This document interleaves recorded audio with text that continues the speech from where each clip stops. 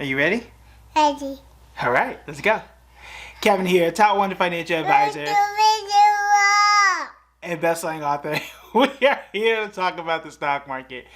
Today, I came across a tweet that really made me reevaluate what it means to be an investor, and not necessarily in a good way. So I'm going to read the tweet. We're going to talk about it because I think it brings up a good discussion about risk. What should you be risking in the stock market? What is too much risk? And how much faith should you have in a particular industry, whether it's crypto, tech stocks, oil stocks, whatever it is. So let's go ahead and talk about it. I'll put the tweet here on the screen and then read it for those who may be watching or listening rather on podcasts. And the question or the tweet here is, call me insane, but I'm selling my car, taking equity out of my house, investing all of my savings, strictly budgeting for the next year, and putting all of this in crypto and tech stocks. Okay, that in my book is dangerous and probably one of the worst financial takes that I have come across. And I've come across a lot in my 12-year career doing this. And that's not to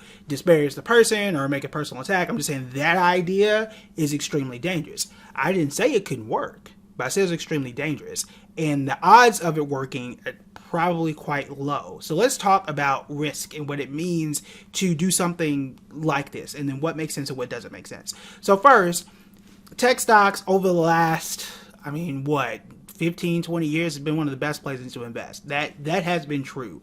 Whether it's Apple or Amazon back in the day, I say back in the day because the last 2 years Amazon hasn't been great. Microsoft, you name it. That has been our existence when it comes to the stock market. That's why Warren Buffett invests the majority of his portfolio in just Apple. I think it's anywhere between 40 to 60% is in Apple by itself. Makes a lot of sense. And I think investing in stocks like Apple and investing in tech broadly does make sense. However, there are a few things that make this a lot more dangerous. Not just investing in stocks. It's not even just investing in crypto, which we've talked about the problems with crypto.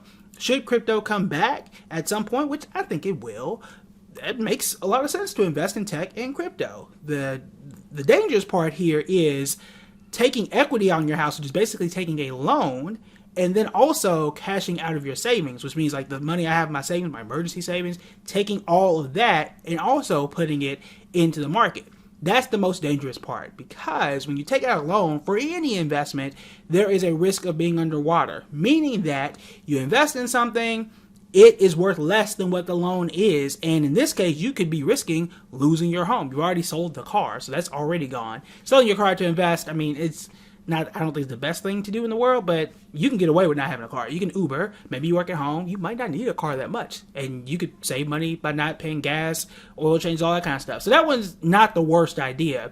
But to now risk your home and invest it in two of the worst areas so far this year, and in areas that we don't expect to necessarily improve next year, is dangerous. Because imagine, and let's just make the numbers easy here, but let's say you take out $100,000 of equity in your home. So that's a $100,000 loan against your home plus your savings that you go ahead and take out. And imagine if you were investing in something like Coinbase, where Coinbase is down 80%. Now you have $20,000 left, and you still have a $100,000 loan with interest, and interest rates are going up. So you are paying a significant amount on that loan. We've got a potential recession. We've seen a lot of people in the tech space get laid off.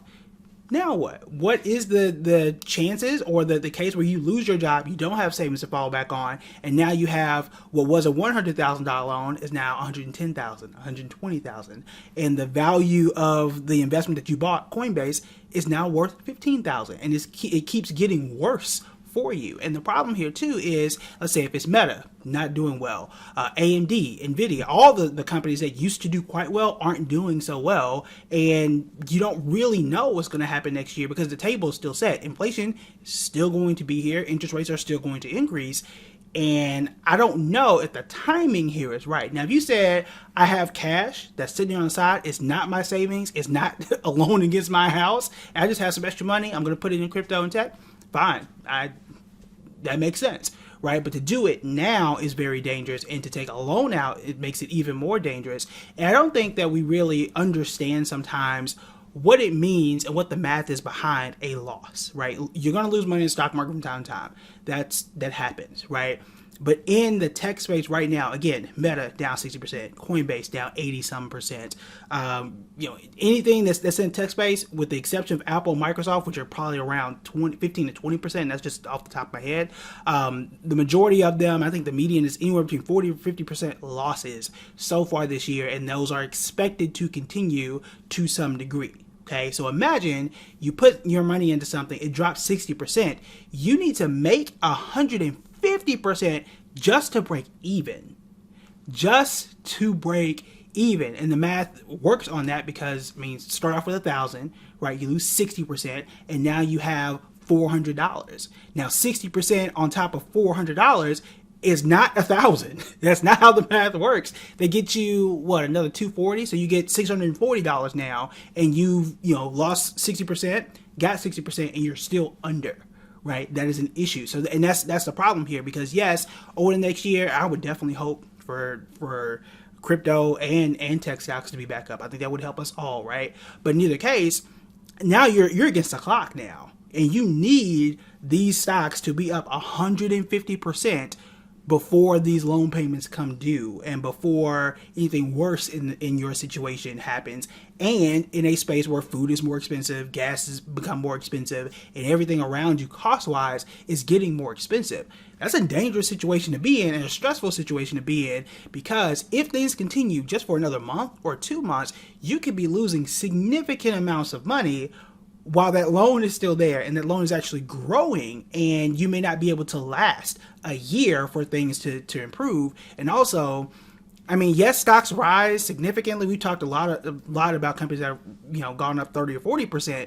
But if you've already invested and lost 60, you need this to be up 150%. And that is pretty unrealistic. Now, I didn't say impossible, but it's real unrealistic for that to happen, for you to choose the right thing and to not lose 60% and then have all these things happen while you're paying back the loan with an increased interest rate. So you got to be extremely careful. And what this comes back to, especially for us as investors, a part of this goes back to that 5% rule, where I say that you want to have no more than 5% in any one particular stock or any one particular crypto coin, because I say crypto coin, cryptocurrency, is because you want to be able to afford to be wrong. That is the key here. I have stocks that haven't done well. Adobe, for me, hadn't done well. Intuit hadn't done well. Now, thankfully, that's not the majority of my portfolio, right? I've got other things that I own that have balanced things out and have made me quite profitable. Why do you think I'm holding on to O'Reilly's? Because O'Reilly's has done real well for quite a while now. T-Mobile, I talked about when I picked up T-Mobile. Thankfully, I've got money there to balance off some of the losses that I've had in Intuit and other places. Got rid of Target, right? The thing here is I can afford to be wrong because I have these protections in place. If I lost everything in the market tomorrow, at least I still have 6 months of savings, so that should something happen with my income, at least I know that I got 6 months to figure something out, right? And the bills will be paid, the kids can still go to school, like things are going to be fine here. What you don't want to do is at any point in any investment, even if you start your own business, to take out a loan on your home to do that is a dangerous proposition. Can it work? Has it worked for some people in the past? Yes, it has. There are very few stories of people who took out a dangerous loan, started a company, and now they're the founder of Nike. Yeah, that happens, but what they don't tell you is the thousands and thousands of people who have done that and it has not worked for it. Anytime that you are saying these, crazy movies or stories on TV about somebody who, did something and lost tons of money, it's usually because they took out a loan to invest, which again is one of the most dangerous things you can do, because as the market moves, you can be underwater very, very quickly, and those payments can grow very, very quickly. And if you don't have the capacity to make those payments and wait for things to improve, if things improve at all, it's going to be a very, very stressful situation, and one that's going to be extremely difficult to recover from, and extremely expensive. So one last thing that I'll bring up here in this hypothetical example is that, let's say that you cash out, you do all that kind of stuff, you put $100,000 into something that's down, because most of tech is down this year, and it goes and it loses another 30% or so. Okay, so if you lose 30%, you're going to need a 43% gain. That may not happen in one single year. That may not happen, but I could believe and see that Microsoft or Apple or something like that, even Adobe, if it gets back to what it used to do, it may get you 15% one year, 25% the next year, and over 2 years you can break even. Here's the thing: what are the interest payments on a home or a home loan of $100,000 for 2 years where interest rates are rising? How much is that, right? And by the time, let's say your $100,000 loan is now $125,000, and all you did was break even, right? You had to go up 40% to offset 43% to offset a 30% loss. I don't know if that's a great mathematical proposition, right? Unless you just magically hit big on the right stock that absolutely took off, which in this case would have been like a Netflix that fell off significantly and is now up 50% in the last 6 months. But who here would have thought that Netflix would have been that company?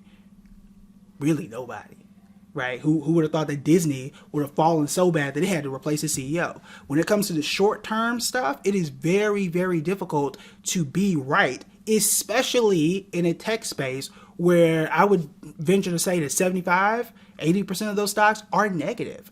So again, really, really bad advice, which I don't know if you want to classify that as advice or not. But the key here is it is risky. It is extremely risky. I want to make sure you, as an investor, whether you're new, it's the first time you watch this my channel and these videos, hit the like and subscribe button. Appreciate that. But aside from that, when you're investing, be careful and have ways to protect yourself. A stop loss order is one of the ways you can do that. Having a diversification rule or limit to how much you are going to invest in something is one way. And also making sure you have your savings. I call it your best investing weapon is to have a savings account that is separate. It doesn't grow. It's not sexy. It's not fun, but it is there to protect you so that if something happens in the market, I don't have to pull out, right, and go pay for a car repair or something like that. It doesn't really make any sense, right? If I put in $100, I lost money now, then I'm taking a loss and I have less money to go and fix my car or whatever it is. I want to have that savings separate and apart from what I have in my investments. And I see a lot of people somehow make that mistake where it's like, oh, well, I lost money. That was money I needed for rent. That's the money I needed to save because I was trying to do something in 2 weeks. I'm like, that's not the money you want to invest in. That's not the money you want to invest with. That's got to be separate. Build that foundation first. And as you are investing, have whatever protection measures you want to have. 5% rule, a stop loss order, whatever it is, have those things in place. And then you can invest in however aggressive it is that you want to be. But this is how people lose their shirt, is how we say on Wall Street, is by betting the farm and taking out loans to invest in things that can be extremely risky. So please, please, please, please be careful. All right, that is it for me. Y'all have a happy Thanksgiving. I plan on recording and putting something out for Thanksgiving. If I can get it done tonight and just post it tomorrow, that'd be great. But you never know. I got kids and stuff, and I'm probably should be cooking something right now. All right, so last thing, as always, make sure that you check out the members only. We have exclusive videos every single week where I answer your questions and do deep dives on the market and on investing techniques. And this week, I'm going to walk you through a profitable trade that I did and show you how you can use a few techniques to make you more money in the stock market. All right, that's it for me. I'll talk to you later. Bye.